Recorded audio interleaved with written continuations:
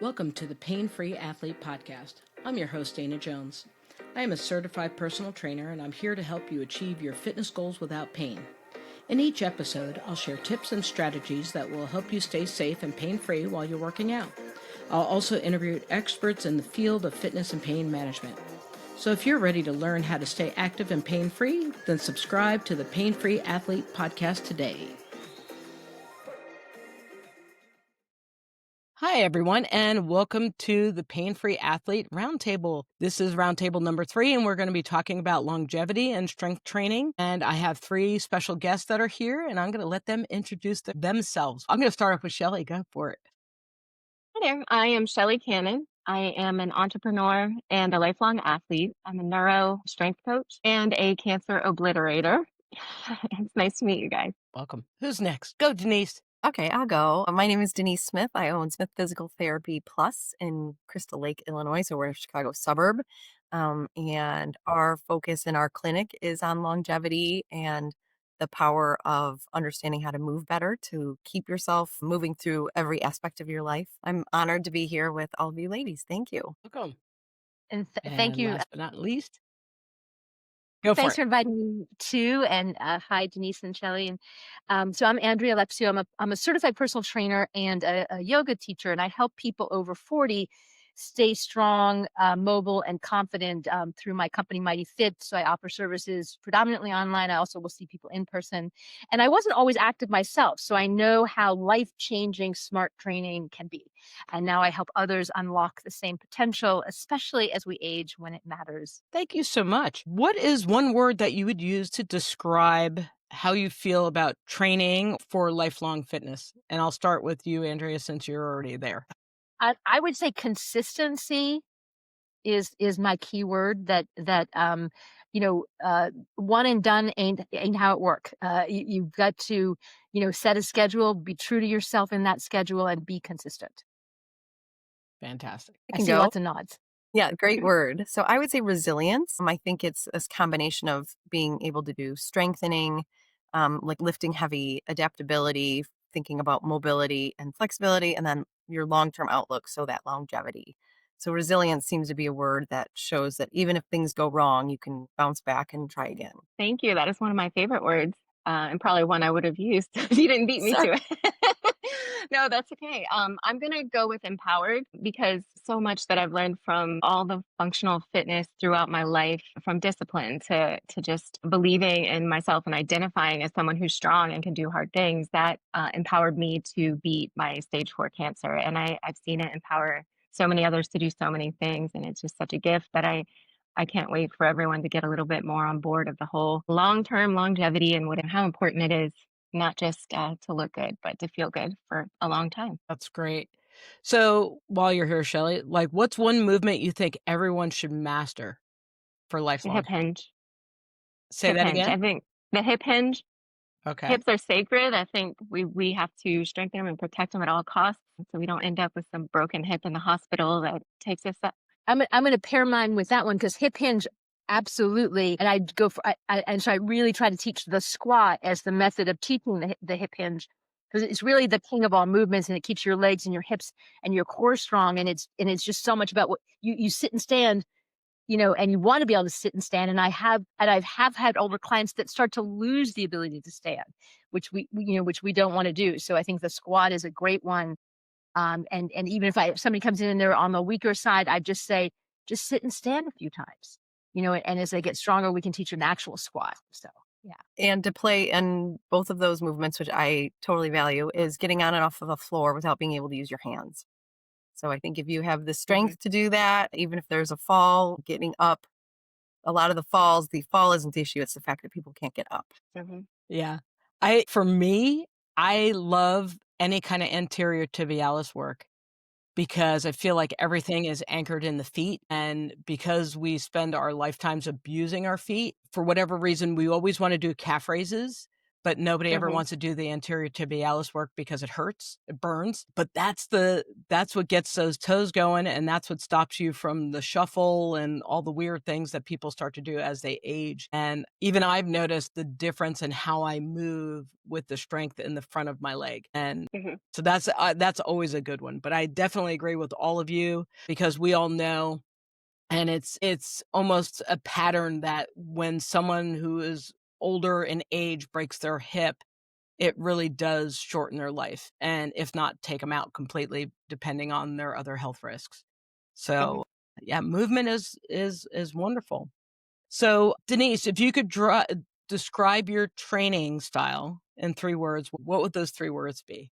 Feel like this podcast is going to be a lot of us all nodding and cheering and saying the same words. I have found my tribe with you ladies and our thinking on this. So I'm sorry if I take ones that you guys already have, but I would say mobility, strength, and stability. So making sure your joints can move through full range of motion, making sure you're strong enough to be able to tolerate the forces that work on us, and then making sure you're stable enough that you can balance on one leg, balance on uneven surfaces, so that you're calling in all the muscles that you need to be able to function in everyday life. Go ahead, Shelley. Wow, she did a great job on that. So since those I agree with all of that wholeheartedly, like you predicted, I'm gonna go with intuitive. Part of before I start any training, I try to make everyone, we do an assessment of where their ranges of motion are. If there's any muscles that are maybe lagging compared to the other side, we want to balance everything before we load any kind of weight. Intuitive, I guess, is what we'll use there. And then integrative, because I want to bring on all kinds of different modalities. And the last I'll say is fun, because if it's not, then you're not going to stick with it. 100%. I think mine are practical: smarter, safer, stronger. That's what I'd go with for my 3 words. So I'm really focused on efficient, joint-friendly movement, and to help people to feel capable and stay away from injury and hurting themselves. That's great. All right. We'll start you off with Andrea. So what's one myth about aging and fitness that you would like to bust? Well, so I'm rehearsing this because it's happening in a month. I'm about to turn 68. So I'm rehearsing it. So that aging doesn't mean slowing down, right? I mean, like I haven't slowed down in any way, shape, or form. I am not much different than I've ever been, honestly. I mean, there's things I can't do anymore, but I'm not much different than I ever was. And I think in reality, the older we get, it's more important to challenge ourselves, and we have to be intelligent about it. But it's more important to challenge ourselves as we get older, and that's how we're going to maintain our independence for as long as we possibly can, which is my ambition. Yeah. Mhm. Sorry, if somebody's making noise where I am. Go ahead, Shelley. One that drives me crazy is the myth that basically after 30, everything starts falling apart. Especially with my powerlifting career, I learned that we don't even hit some of our best strength years until mid 40s and later. And I see super strong women in their 70s just breaking records left and right. And I hate that whole after 30. When any one of my friends says it, I'm like, just stop. Like, no, it's not true. Come train with me. I'll show you. And I would say mine is agility and reflex training are only for athletes. I think that if we can keep Mhm. working on our quickness and our reaction time when those falls, your feet start to stumble, being able to recover from that, I think that's how we can make ourselves sharper in our movements and prevent falls, by working on that reaction time and agility. For sure. Shelley, I have to kind of go back and say I absolutely agree with you. And I don't even, first of all, I don't even know if I knew what my body was capable in my 20s. Like when I Mhm. refer back, like I don't, there's things that I could do, right? I was in the military, so I could do 32 push-ups in 2 minutes or something like that. Like, okay, cool, I could do that. But in terms of, I think I took it for granted. I don't even know if I was even present, to be Which is perfectly easy, honest. right? Right, it's so weird. And the things that I do now, like the strength that I have now, is kind of crazy. Mhm. And I feel a lot stronger than I did then. I mean, I'm sure part of it has to do with nutrition too, because in your 20s, you're probably eating like shit anyway. But I feel so much stronger now than I did back then. And Mhm. again, I don't know if it's because I'm just paying attention to it and I'm actually documenting it, where probably when I was, 20 something years old, I wasn't paying attention, didn't care, and was just trying to get from A to B. Mhm.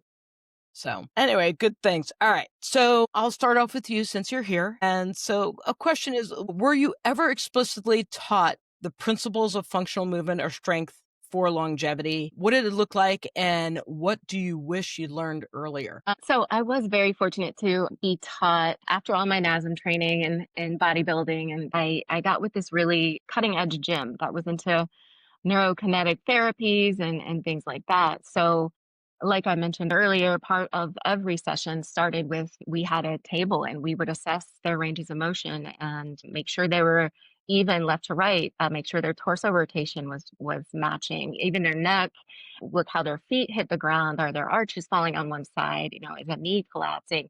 We would get all of that solid before doing anything. And, some people would get really frustrated with it because they're like, I want to go train. I'm like, okay, but I can see now that you're not even turning to the right. Like you have 15 degrees. We even had a goniometer. We were measuring all this. Now I can do it just by sight, thankfully. But I'm so lucky to have learned that.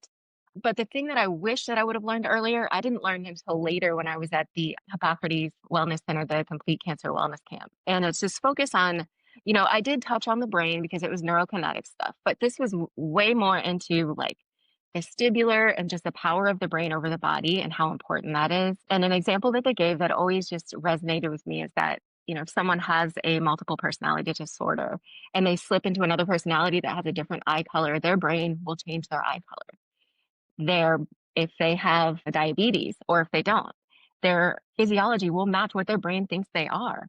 So using that and hacking that and telling yourself, I'm an athlete, I'm this strong, resilient force, like I love hard things. I can do anything. It just changes the framework for everything in your life and not just fitness. And I wish I would have learned that earlier. That's good. Who's next? Oh, I can answer the same question. So I really learned both my yoga and my Tai Chi training. So another training, I'm also trained in Tai Chi, really taught me a lot about functional movement for longevity.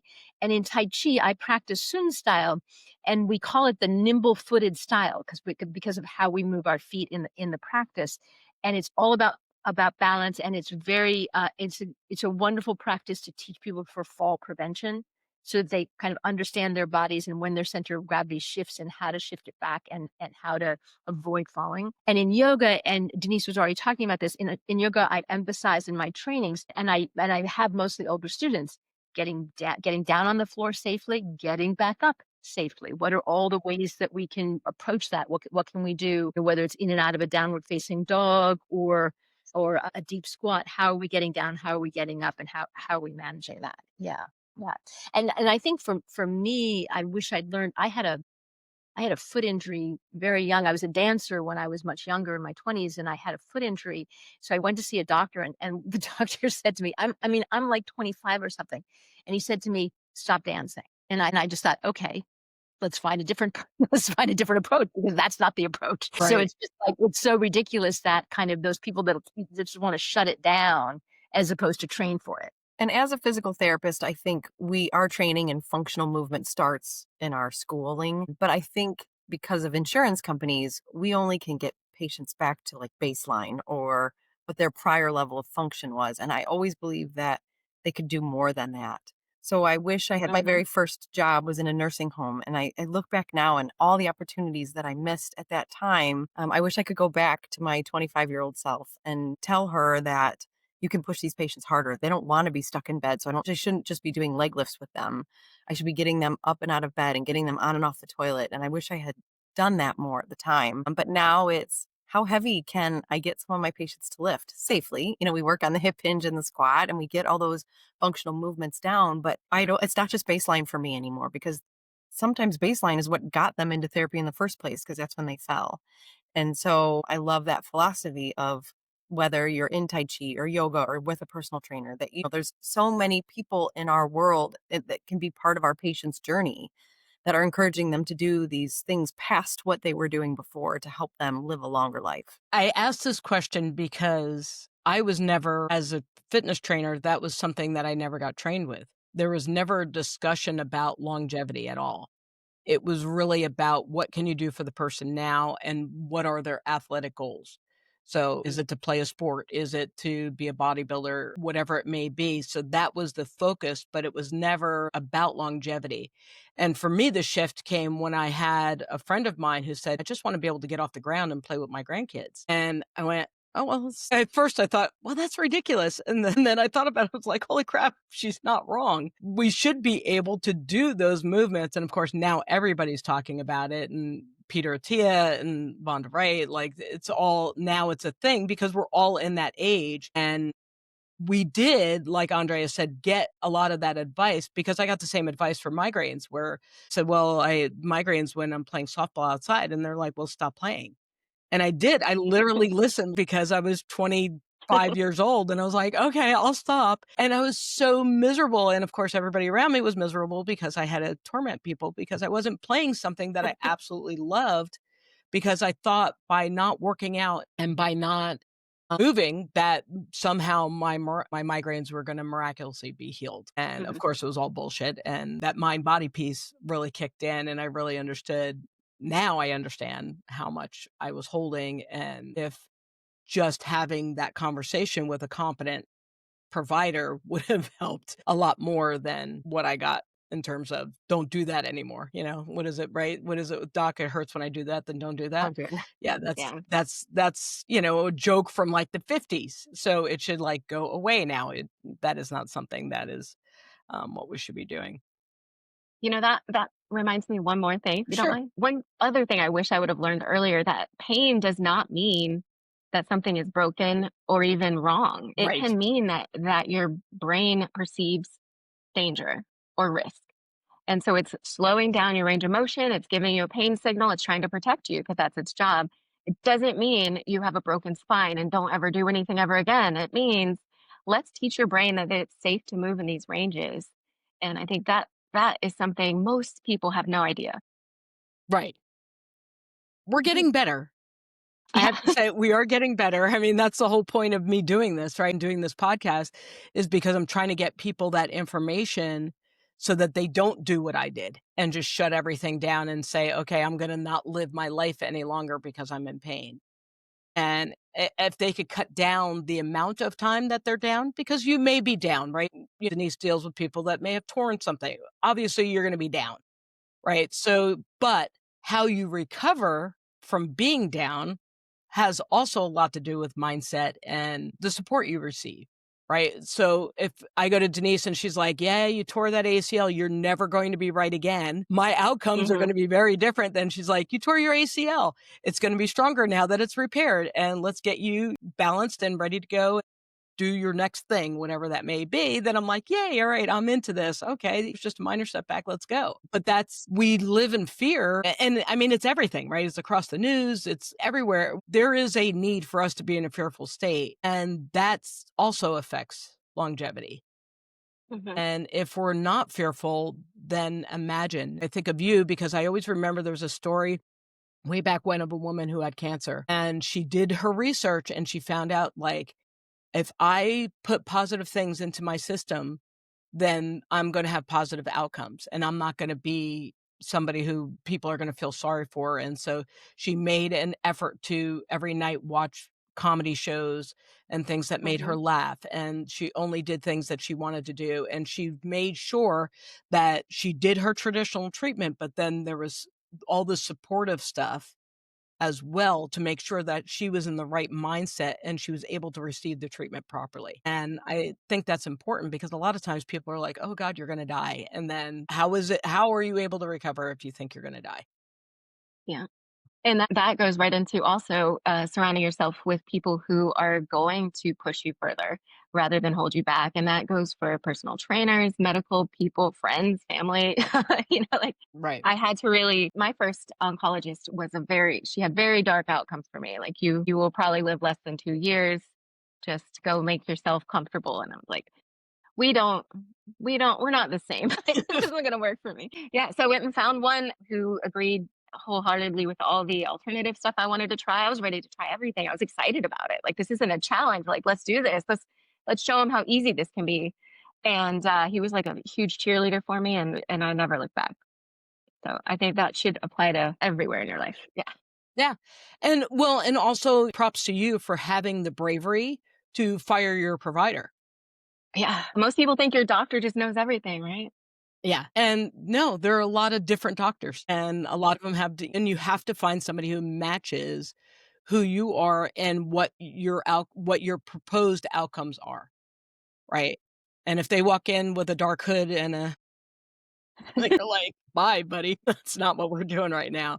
And it's the same thing when you're dealing with older clients as well, is just that idea that they're incapable, you're old, you're incapable of moving. And that's not things we should ever have to deal with. All I right. always remind my clients that I always ask if they were athletes, at some point in time, whether they have some grammar school memory or high school memory or college memory, or they were more serious athletes. I always, no matter what condition they're in now, I had a client who was like shuffling, Parkinson's, quite elderly. He had been a hockey player, and that ability to balance on skates was still in his body. So I was always celebrating that with them. I would do a little balancing and I would like, look at you, look at how well you balance. You know what I mean? Because there were so many people judgmental of him and, worried about him. And so I was just trying to really celebrate the things that I could see that were positives in his body still. Yeah. Yeah. Everybody needs Yeah. a cheerleader. Yeah. For And I sure. feel like All now right. I'm seeing these trends. I'm sorry. No. These trends with, I was going to call on you anyway. okay. These Skechers slip-ons.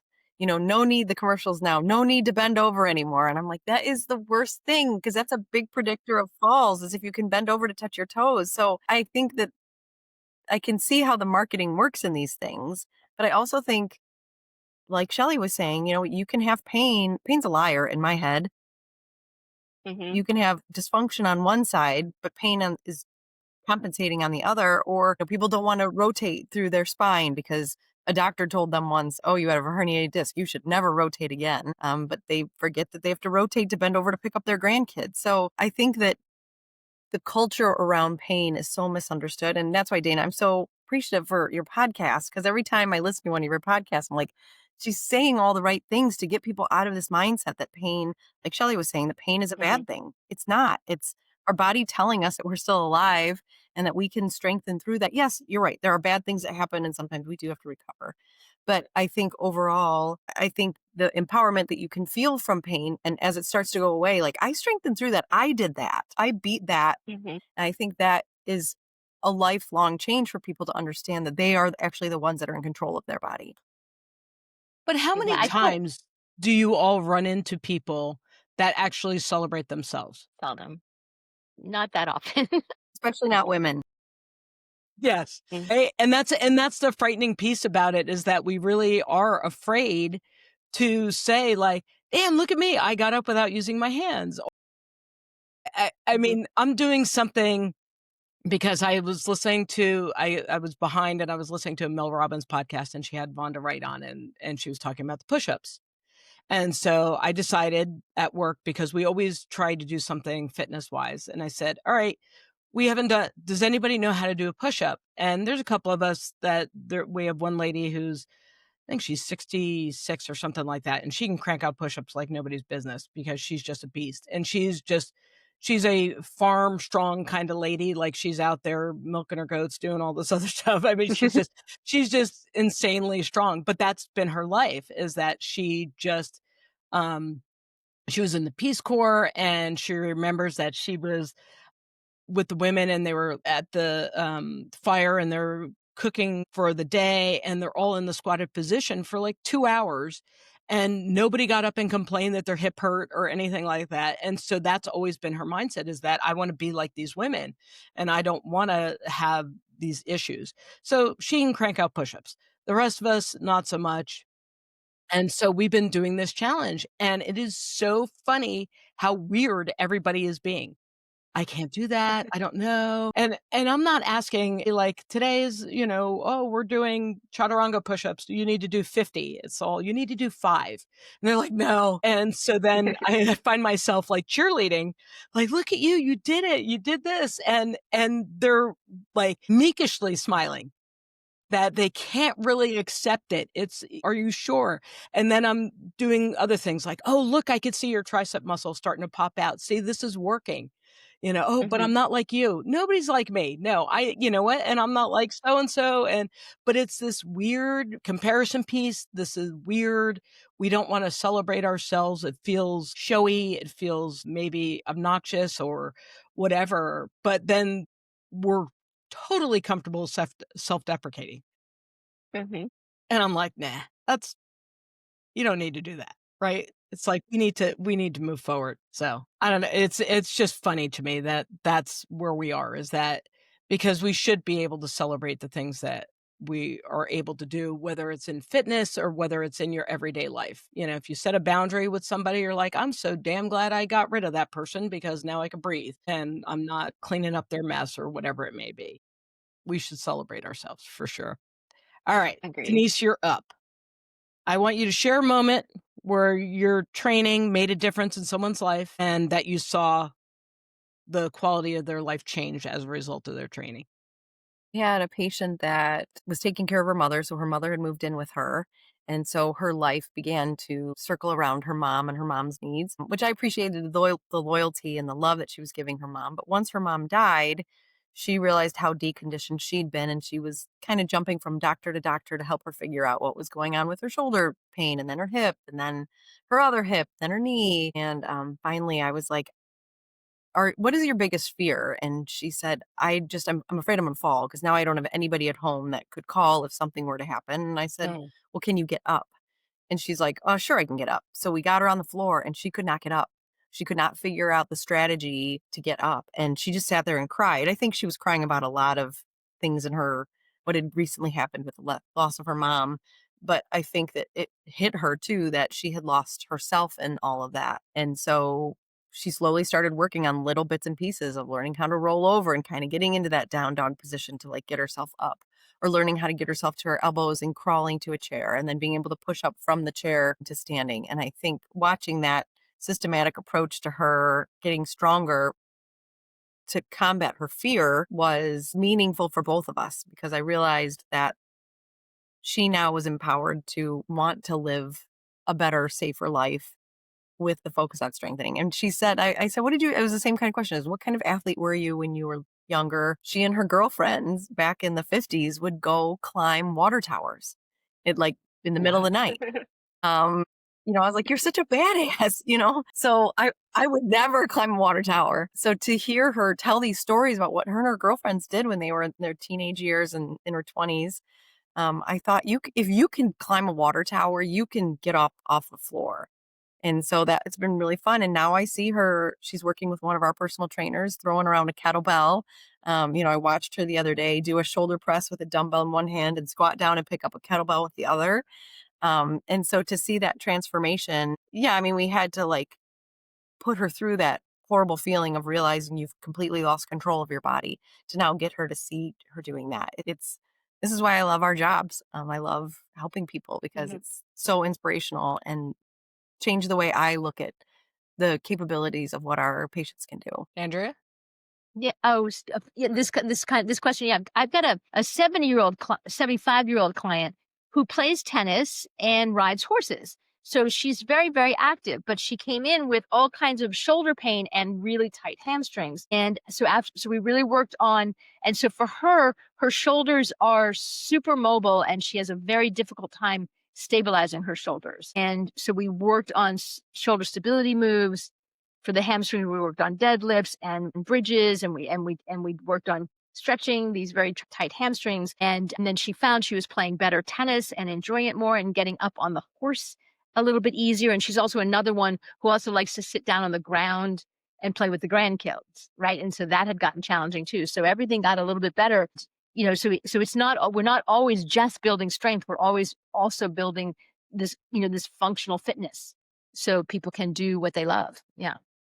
Yeah. Okay. Am I up? Yes, Shelley. Okay. So I have, gosh, this is my favorite story. This is a man in his 60s. He's been on my powerlifting team for like 15 years, and just a super strong, just great guy. And he got diagnosed with Parkinson's. So started to get some downward spirals, pain, lack of function. His strength was going down. One of his eyes had started drifting to the right. And so he was having double vision and balance problems. So he came in and I was like, well, like if there's one thing I could do in this session that would make you feel better, like what could I do? Like so we can at least say we got something accomplished here. And he said, I just want to feel okay. You know, like my brother's dying from this. There's nothing he can do. You know, I feel like this is just me circling the drain. And, you know, and I said, okay, well, you know, we may not be able to completely fix this, but I do think your quality of life can get so much better than it is right now. You know, like, so let's see what we can do. And I could cry thinking about it. We started with some eye exercises, just the pencil push-ups, something so simple. His eye returned to center instantly. Mm. And then he was able to see not double anymore. Then we tested his balance and he was all over the place, could not stand on his foot for even a second. And I had him do a vestibular reset. I don't know if you guys know the one where you should also do this after flights because your brain doesn't know where you are in space after that, but where you would snap your head to one side and then slowly come back to center with the other side and then up and down. And then he could stand forever on that foot after that. It was like his brain was just so scared about where he was that it was limiting everything. And it was just wanting him to like be still and not move. So once we got through all that, and I was like, already, I feel we've won here. I was able to test his ranges, get his shoulder to open back up without pain. And it was all about just like, and I think once he got those couple of first wins, he started to see that like, I can make a difference with it. I can manage this, you know, and like, this isn't the end.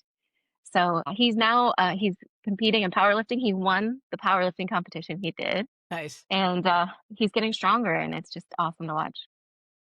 That's awesome.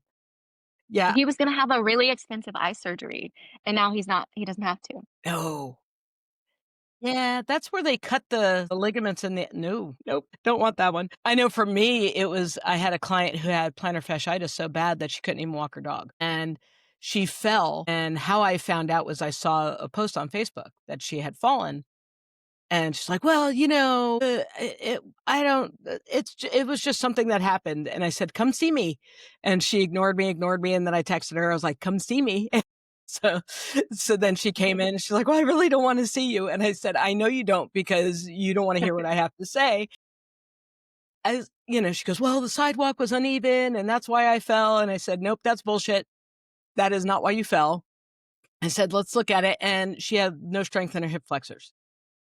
And because she had gone to the doctor with the plantar fasciitis and he said, you can't walk. And so she stopped walking and she stopped doing anything. So all she was doing was sitting, and she had young grandchildren that she was participating with, but unable to fully participate in the play with them. And I don't know, she's like 5 or 6 grandkids ranging from, I think, 3 to up. And so we worked on hip flexor strength. And then I was like, we're going to do something different. She's like, well, I can't walk. And I said, but you can get in the pool. And she's like, well, my hair. Is an excuse. She said, because she's like, I'm Southern. And I said, I understand. And she goes, but my hair. And I said, you could wear a cap. So she started getting in the pool and she's all like, I can't believe how much I like it. And then I gave her some exercises to work on, again, the front of her foot. Plantar fasciitis, 95% of the time is the imbalance in the strength. And people are like, no, I have to get it, surgically repaired. I can't walk. I have to buy all these inserts and everything else. And she had to get rid of all her stuff because she didn't need it anymore. And she was doing water fitness and she loved it. And then she was able to walk her dogs. And then I'm getting all these wonderful updates about how she's like running on the beach with her grandchildren and doing all these things. And like what Denise is saying, that's why I do it, is because for me to be able to give people back their lives is an amazing thing to be able to see. And sometimes fear will destroy you. It makes your world very small. And I think all of what we're doing is trying to open up people's worlds and let them know that, you're not dead yet. Like nobody's digging the grave. You're okay. And you're going to survive. And I think that's very important.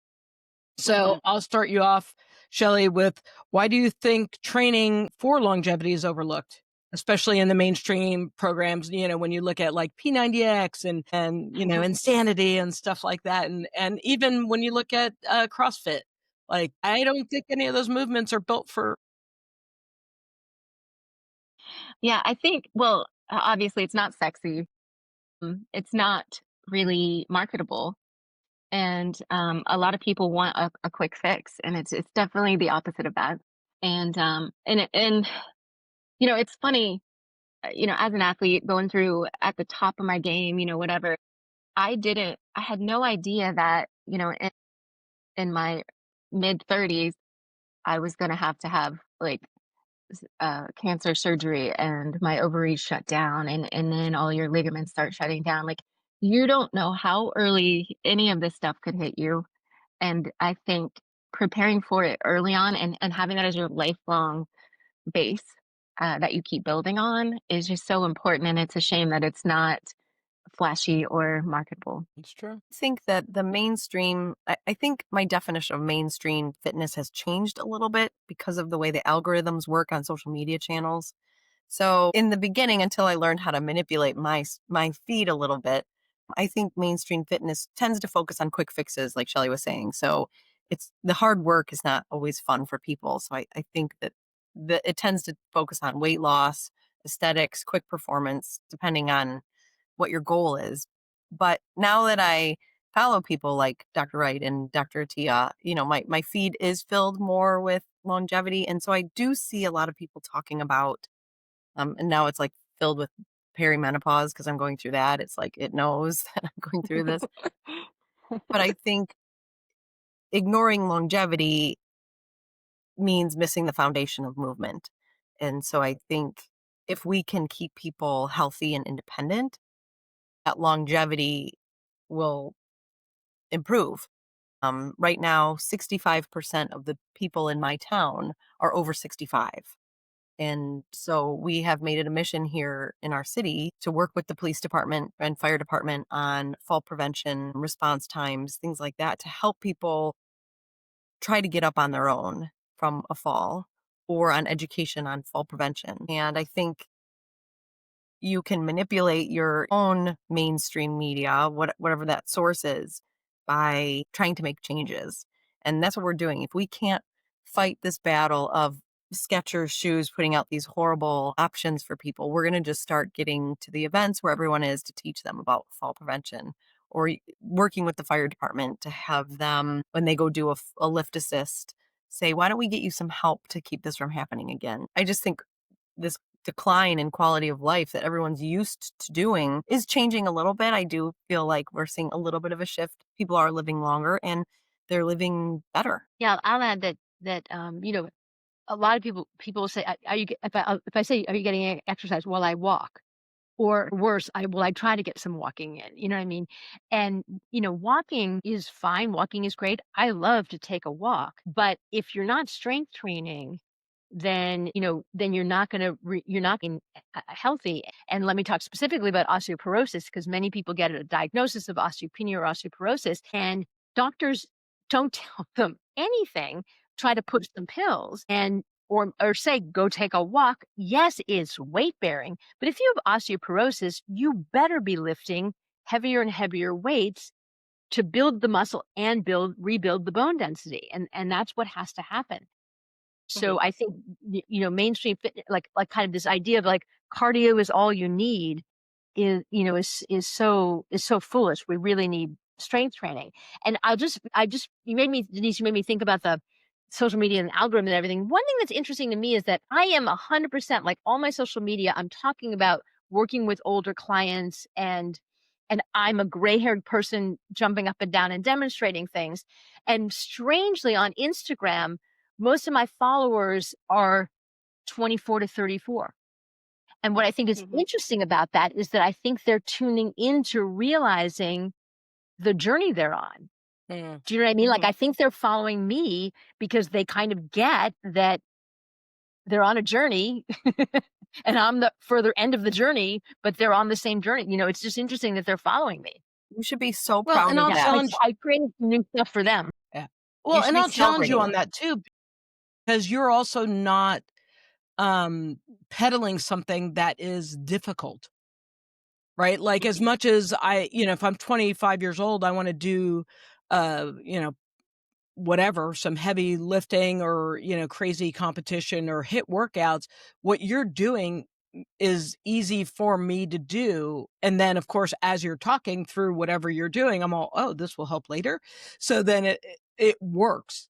And I think that's going back to what Shelley was saying, like that's marketable, right? Is that it's not something that I have to fake or lie about, right? Like, oh, I went and did a fit workout and puked in a can and now I'm so much stronger, kind of thing. It's like you're actually doing something that is going to give me long-term strength. But then as they're listening to you and you're giving them more information, you are influencing your own algorithm, right? You're letting these people empower themselves to understand that they are what they're going to do. They could do anytime, anywhere, and it doesn't have to be, in a gym at this period in time, like going crazy and blowing out my Achilles or whatever these crazy people are doing when they're trying to, I have clients that are actually averse to it. Like they want to do CrossFit and they'll come to me and they go, oh, we're doing balance work or we're working with dumbbells or damn, you're doing core. I hate core, that kind of stuff. And they said, I just want to go lift with, barbells and whatever. And I'm like, okay. And so they go to the CrossFit gym and then they get hurt and then they come back to me because they weren't getting the proper coaching. And again, I'm not bashing CrossFit, but there is definitely an age range that is appropriate for CrossFit. And it's about a 10-year, 25 to 35 is about it. And then after that, you should probably not be doing CrossFit, or you should alter it so that it is more of a stable exercise and not, with crazy 20-year-olds running around thinking you could throw shit around. Or you I just don't have know. to find a Shelley CrossFit. may have a different.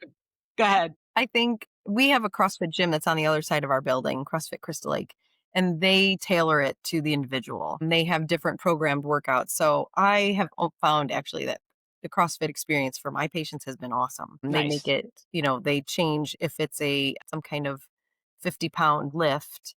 They will put you sandbags to show our older patients that they're carrying 50 pounds because that's what the dog food weighs. And so I think they have really learned how to encourage make it more personalized, which I think, because I know there are gyms that don't, but I have been very blessed to have a partner on the other side of this building that does. Yeah. No, we had some pretty crazy, irresponsible people. Like I've had people blow out their backs. I've had people get yelled at too. I had one guy who's like, he's a phenomenal athlete. And he's like, I don't like getting yelled at. He's like, And suffering, yeah, suffering is not my thing anymore. I'm done with suffering in my life. yeah. But you power lift. I mean, do you suffer with powerlifting? See, I don't, but I'm built different. So that goes into even like the next question, like how do we meet people, or how do we, what was the question? Support at any age, like how do they do Yes. it better? Meet them where they are and know that person, just like what you were saying, Denise, and build structured around them. What's going to work for you? And it can be anything from, okay, Dana, you were in the military. You might like structure. You might like a checklist of things to do, and it's going to be in a form and all the same. All the things. Great, let's work with that. It might be like me, I'm kind of a rebel. If you give me a list of things to do, I'd be like, I can do that better and I want to do it different. But knowing that person, their personality, their motivations, are they a social person? Will competition help them because they used to be an athlete? Like, will that drive them further? Like, what is it going to be? And just personalizing. So since you're already there, or I guess we'll switch over to Denise, how could you better support people? How could you, when you're dealing with multiple ages and teaching them how to develop sustainable strength? Having a community that supports them at that point, I think, is where we can see people be more consistent. So I know there's this whole pickleball craze right now, but I think that community of pickleball players, they're super competitive. I'm now seeing more of our patients. Yes, they're getting hurt, which has been great for business, but it's helped us realize we need to start building some programs that work on speed and agility and strength for the pickleball player to work on preventing an injury. But they are now showing up every day to do the gym classes and to get stronger and to do pickleball with their friends. And so I think that has really, and I'm curious, this will be really interesting to watch, is what happens to our fall rates as pickleball. We're getting a new pickleball place in town. We have one that's about 20 minutes from here. Every tennis place now has a pickleball court. So I am curious to see what's going to happen to our fall rates as pickleball keeps increasing in popularity, to see if it goes down a little bit. And so I think finding that tribe, that group of people that motivate you to get out of bed. I work out with a group of ladies 2 times a week. Knowing that they're all here working out and I'm still in bed, I'm like, get your butt out of bed. So I think that consistency through community is a good way to motivate people. Sure. Andrea? Yeah. Well, I mean, I think we've said a lot here. I'm the same, you've got to meet people where they are. You've got to, exactly where they are right now because, as I say, I've had clients who can barely get out of a chair.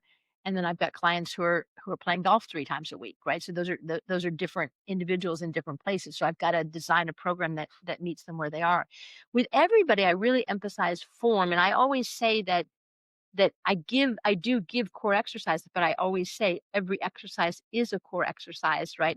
And I'm all about posture, right? So that if we talk about your posture and your form and you're using that while you happen to be doing a bicep curl, then you're actually working your core while you're doing that bicep curl. So that's a lot of the programming that I designed to just sort of make sure that the whole body is super integrated, even if we're working on a particular muscle. Yeah. Mhm. And that kind of slips into the exercise piece of like, what's a great exercise that you would like to share. And I know for me, I love doing the bicep curl on one leg Mhm, mhm, mhm. because it's something so minimal because they could probably already curl. And then all you have to do is, and it's funny because it really depends on the person because sometimes people like that the leg lifted toward the front because that may be their Mhm. strength. And then some people like it to lift it toward the back because To the their back. Yeah. hamstrings or their booty's a little stronger. But just doing it on that one leg really does create that balance. And I know for people that I work with, they need to be more upright because of the fact that a lot of them are runners. And when you're upright, you get a lot of air and you can see things and it's better than running Mhm. with your head down or doing all that kind of good stuff. Posture's Yeah. everything. I love anything compound. I love anything compound. So I will typically compound any exercise if I can. If they can Mhm. focus, then I'll compound it. But I love my one exercise. If I throw one more in is I love the wood chop. Mm. Mhm. And what's great about the wood chop is it multi-level, right? So I can start empty-handed, right? Just doing the gesture. Once I'm comfortable with that, I can add a resistance band, I can add a dumbbell, I can add a kettlebell, I can add a medicine ball. So it's one that you can, train and it's a core carver if you do it right. It's really going to carve and shape your core if you do it right and it's got all this great functional movement to it too. Well, and you could start on your knee or you could be up on your feet. You can So many ways. modify So many ways. everything. Yeah. Mhm. Yeah. That's a great exercise. Yeah. Shelley, what's yours? I really got to second the wood chopper. I use it all the time in all different ways. So now I got to come up with something different. But I like to really I like sandbags because I like how it builds in that instability, and Mm. it's really going to make you like everything you do. You're gonna kind of work on getting stable before you can go to the next part of the movement. It's just like a built-in compound, and then like weighted carries, I think are super good, just on so many levels. And if I Those are want to throw brittle. in yeah, they really are. And, it's even worse. I mean, and it can keep getting harder. Like for some of my powerlifting, if they have maybe an imbalance in their core, I will load an overhead barbell with an imbalance and then make them do lunges with it. And it's going to correct and strengthen in ways you didn't ever think possible. Dang. But that's like way down the road, of course. But yeah, and then also just I know I agree regular walking is not enough, but I think if you do with a weighted carry or with a weighted vest, it's great. And also, I would really want to say sunrise and sunset walks are the foundation of my health. And for things that are way outside of the realm of this conversation, but just circadian rhythm for your hormonal balance, for energy levels, for your sleep quality and recovery, getting the sunset, getting that light into your eyes can speed tissue healing by up to 75%. So that alone is huge. And I know it because after I was learning all about this and I had my mastectomy and they had the drainage tube And I was still going through my training and I was getting sunsets every night because I wanted to heal so quickly. Well, they went to take out my tube and it was completely healed into me. Like they really struggled to remove it because Oh, it healed so fast. I'm like, I should have thought this through a little better. Maybe started this after the tube was gone. But so I can vouch that it really does help with recovery and healing, especially of tissue. So yeah, that's all I got. that's great. All right, Denise, you're up. I'll go back to the movement that I think everyone should master is getting on and off the floor, because you can make that a variety of exercises. You can do push-ups from that to work on that. You can do single leg squats to do that, trying to get into a pistol squat. You could do some of those bananas to Superman where you're like learning to roll on the floor. I think that you take that trying to get up off the floor different ways, you can make a lot of compound functional movements from that. That Superman banana thing. That's the old P90X stuff. Yeah, That's so, and man, we used to do that. My clients used to complain. They hated that so much. That one they hated. And then they also hated, well, I can't, it was one, I can't remember now, but there was a couple of the P90X exercises that I'd give them that they were just totally losing their mind. But, yeah, so I love the idea of having like a go-to exercise or a foundational exercise for a lot of people. And even if you're listening, you hear the progression, right? So you can, start off with Denise and get up off the ground and practice. And even to the point where you change which leg's in front, like you could sit cross-legged and then get up to your right. And then you can put your right foot in front or your right leg in front and then get up toward your left. So that way you're creating balance in terms of how you get up, and then move toward doing, different movements, right? That whole idea of compound movement. And then you can get crazy with Shelly and carry sandbags around. But, like the sandbag thing, as insane as I think it is, it makes so much sense because we're so nuts when we go and bring our groceries in. Mhm, Right? Look at what we do, right? "Oh, I can't carry a sandbag," but no, you'll try to stack 5 grocery bags on one hand so that you don't have to go back and forth 4 times, and mhm, that's the same thing, right? Is that carrying these things, in an imbalanced way, we do them every day, but somehow when you slap the word exercise around it, we're like, "No, I can't do that," But mhm, we do those things, right? You're reaching up on the shelf to put a can away or put dishes away, and you're bending over to empty the dishwasher, or you're standing there for long periods of time washing dishes. You're doing all these things. So these movements can be extended and you can do them and it doesn't have to be torture. You don't have to freak out, throw up in a can or any of that other nut stuff. So if you had a magic wand, and I'm throwing this at you because it's not there, and you could change a gym to make it more of a welcoming place for everybody, what is one thing that you think that you could change? That like how I'm because we have when you look at gyms, right? Because some of the people here, they may not have living space to be able to do exercises, or they may live in climates that only allow them to exercise certain times a year. And maybe people have the ability to go to a gym, and we've heard about Planet Fitness and different places that are working on that inclusivity kind of piece. But if you could wave a wand at a gym, any gym, and it could be the one that you made up, what is one thing that you think would help create more of an inclusive environment for people? I think I'm gonna s I'm gonna be I'm shocking myself that I'm even gonna say this, because I'm a very live and live let live person, but I would say that keep your damn clothes on, because I think a lot like, when people are really stripped down to, like, a skinny little jog bra thing, and there's a lot of flesh showing and, all that stuff, it's uncomfortable for some older clients. So I think if they could just keep their clothes on, it might be more inclusive. Okay, Is that's fair. cost an issue in this scenario where I can wave my magic wand? No, it's a magic wand. You get Okay. to do whatever. I would actually say, I mean, I love strength and I think everyone needs a strength train, but I would actually say a walking track. And I don't know if it's because I live in Chicago and it's cold here all the time, but I do think that is where people meet up and will consistently show up is to walk with their friends, especially during those icy cold months here in Chicago. Yeah, I would say that, and maybe a heart rate monitor so people can learn how to be in zone 2 and not feel like they have to like be totally working out, and they can see how many calories they can burn. So just get them to understand how the metrics can help guide their strengthening too. I have to throw in because of the walking track. So I'm in Maine, so it's cold here too, right? And one of my friends developed this thing that's at the local Y. They knit while they walk. They're Oh, wow. knitting while they walk, and it's this whole group that knits and walks, and it's in the dead of winter. It's fantastic.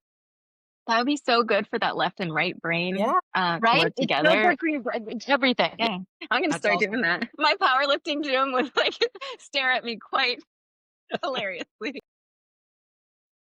So let me see. The thing I'm leaning towards is I've seen in a couple gyms where they, I'd hate to say that I would encourage inclusivity by separating, but there are some babe caves that I've been in where you can do whatever, the good girl, bad girl machine, whatever, and not worry about any guy looking at you.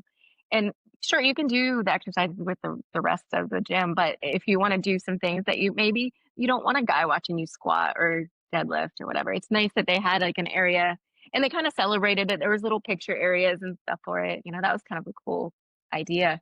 And so I guess to build on that, I'm trying to think of the older crowd and like, would a 70-year-old woman go into the babe cave? Would they feel comfortable doing that? And maybe there's something in between that we could put in there that's like not grunting powerlifters scaring everybody off, but not chicks with no clothes on doing deadlifts. Like maybe there's another room that's somewhere in the middle. Well, it's funny, like, I work at one of the gyms, and they brought in all that booty strengthening equipment, Hmm. right? So and it's so funny because they carved out half of the ab area and then slapped those machines in there, and the only people that are on them are the women. And I just kinda giggled. I was like, "Okay, well, whatever." Because at first, all of us were all irritated because 'cause we're like, "Oh, why did they do that?" Now it's like, "Oh," because now we don't have places to do. Because 'cause I'll do some yoga stretches or do whatever after I'm done with my workout, and I was like, "Oh, I don't have room now." And then my daughter, Hmm. who's 23, is like, "Oh, yeah, but then we could do these." And I was like, "I don't need to be doing all the booty exercises." I mean, yes, I need to, but not with a very, very specific machine that's supposed to work on blowing up my Hmm. backside. Like, I need to be balanced, and I make her drag sleds and do all that kind of stuff because at 23 years old, she should be able to do that kind of thing. But, no, and I could see all the points and everything, and it's difficult, and I had a friend who was doing a survey as a part of her dissertation, and she was talking about people and their comfort levels of going into the gyms, and are there gender differences? And, of course, there are because, you walk into any gym and you'll see the women on the cardio equipment, and then you'll see the men on all the weight stuff. And so that idea of, like, kind of like a pool, right? Like where you have a woman's entrance and a male entrance or whatever. Hmm. It's like I feel like you should have that at a gym where there should be a specific area because like you said, I know my daughter's very self-conscious and she teases because she said, "Well, when I go to the gym with you, nobody comes and talks to me." Because that's the other piece too, is that there is that like Yeah. creeper vibe too about going and being a young woman and going, "Oh, I really don't wanna go because you're just looking at me, and I'm here to work out and not pick up a date," kinda thing. And then there is the other piece of not really knowing how to use the equipment and feeling unsure about it, so I'm just never gonna use it. I'm just gonna go in there, get on the treadmill or ride the elliptical or do whatever, and never test out the weights because that's what she was doing in the beginning. It's just like, "Well, I worked out. I was on the treadmill." I was like, "Well, how nice for you." Like, I'm like, "That's a great warm up. What else did you do?" Like, right? Because that's it. I'm not saying cardio is bad. I'm just saying it needs to be part of whatever you're doing and not the whole thing because that Hmm. whole idea of just burning calories is not functional for sure. All right. Hmm. So I think everybody's got a lot from our conversation today. So I'll start off with Shelley. What is one thing that you hope that somebody remembers from today's discussion? I hope they remember that it's important to keep quality of life central when designing your fitness program. Because if you're going to live to 100, but you hate every minute of every rep, it doesn't matter. try to keep in mind when building it that it needs to be something you enjoy. And if that means doing it outside in the sunlight, or maybe I have people, I can't sweat, I hate sweating. Okay, then let's go to the pool. You know, like find ways to make it so that you don't have to depend on your motivation if it's not there. Because if you're not loving it, you're not going to be motivated. It's just like it's like a muscle that you have to keep working, and then it gets to where it's just part of who you are and you want to go. And when you don't go, you feel off. And that's where I would love for people to get. I'd say it's never too late. You know, even if somehow you've been sedentary for 5 years, 10 years, 15 years, it's never too late. You can start today, start slow, start steady, progress, and you know, make a change because you can. Doesn't matter how long you've been out. Yeah. I'll piggyback off of that one. Then I think it's never too early. You know, if we're Mhm. finding followers that are following, you know, important people online and are finding motivation, I think that if they can learn that strength and balance and mobility aren't just about looking good, that it's about longevity. I think we can empower some of these younger generations to want to start working at it now, so that as they age, they're aging healthy, not just getting older. Yeah. There was something I was listening to, and they were talking about how our lifespan is, I think it's gone down. So we're like 77, 78 in the United States, but our health span is about 60. And so I'm all, damn, that means like I'm going through 17 years of torture, right? Of whatever, you know, disease or pain or something like that before I pass away. And it's like, oh, if I can whittle that down so it's not that big of a deal. Or even, you know, my dad recently passed away, and it was kind of like he was working out, doing whatever. Then he got a cold and then he died. And it was very quick, right? So he didn't really feel that huge shift of like, oh, I can't do anything. I can't live my life kind of thing. And that's kind of, you know, he was 89 years old, so he didn't get cheated for sure. And I love that he was able to be as active as he could be till the end. And I think that's something that people need to probably work on, right? That shortening of that time, right? You want to be functional. You want to be, we're not our parents, right? A lot of our parents, when they were our age, they were already like, oh, and part of it was lack of nutrition, right? Because a lot of them depression times and all that stuff. But there was also a different concept about aging.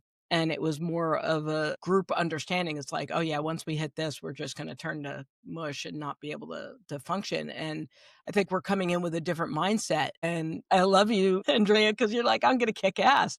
You don't look 68 years old, and I know you could probably kick my ass, and I love it.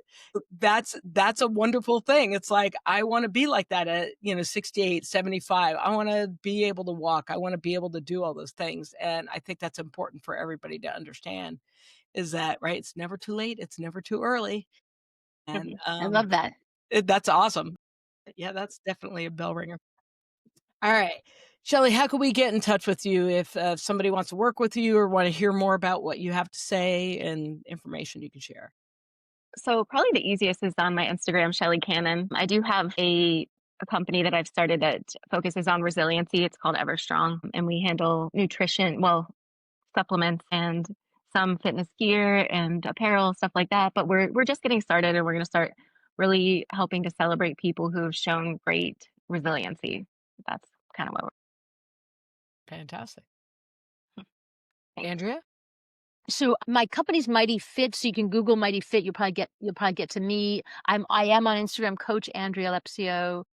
So you can just remember those peculiar spelling of my name, Lepcio, will get you there. Fantastic. And Denise? On social media, we're Smith PT Run.